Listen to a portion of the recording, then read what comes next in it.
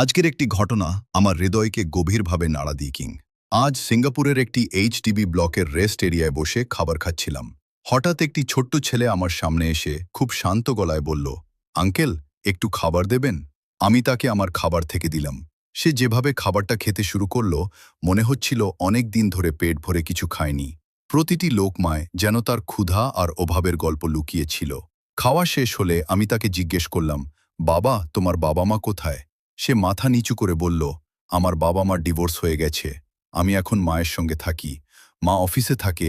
আমার দেখাশোনা করার মতো তেমন কেউ নেই। ছোট্ট শিশুটির কণ্ঠে কোনো অভিযোগ ছিল না, ছিল শুধু এক রাশ শূন্যতা। তার কথা শুনে আমার চোখ ভিজে উঠল। স্বামী স্ত্রীর মধ্যে মতবিরোধ হতেই পারে, একসঙ্গে না থাকতে পারলে আলাদা হওয়াও কখনো কখনো বাস্তবতা। কিন্তু একবার কি আমরা ভাবি, আমাদের সিদ্ধান্তের সবচেয়ে বড় মূল্যটা কে দেয়? সেই নিষ্পাপ সন্তান, যে সন্তান কোনো দোষ করেনি, অথচ বাবা মায়ের বিচ্ছেদের শাস্তি তাকে সারা জীবন বয়ে বেড়াতে হয়। অনেক সময় আমরা এতিম বলতে শুধু সেই শিশুকে বুঝি যার বাবা মা পৃথিবীতে নেই।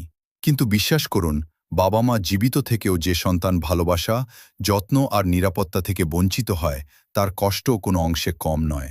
একটি শিশুর সবচেয়ে বড় সম্পদ দামি খেলনা নয়, ব্র্যান্ডের পোশাক নয়, কিংবা বড় বাড়ি নয়।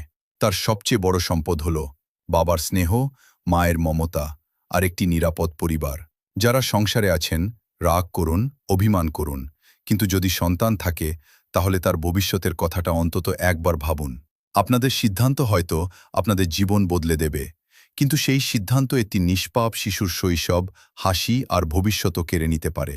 শিশুরা খেলনা নয়, তারা আমাদের আমানত। তাদের চোখে জল যেন কোনোদিন আমাদের সিদ্ধান্তের মূল্য না হয়। যদি এই লেখাটি আপনার হৃদয় ছুঁয়ে যায়,